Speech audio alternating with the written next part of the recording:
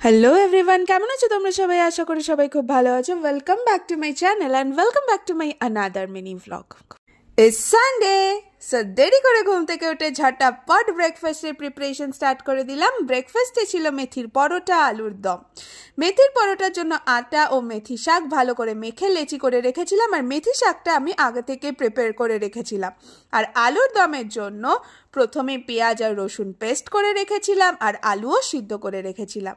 তারপর আর কি, কড়াইতে তেজপাতা, শুকনো লঙ্কা, গোটা গরম মশলা ফোড়ন দিয়ে তাতে পেস্টটা দিয়ে নর্মাল স্পাইসেস অ্যাড করে দিলাম, আর কষিয়ে সিদ্ধ করা আলুগুলো সেখানে অ্যাড করে দিলাম।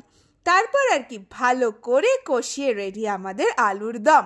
আরেকদিকে মেথি পরোটার জন্য মেথি পরোটাগুলো মানে লেচিগুলো ভালো করে বেলে ঘি দিয়ে সেঁকে নিলেই রেডি আমাদের রবিবারের স্পেশাল মেনু ব্রেকফাস্ট, মেথির পরোটা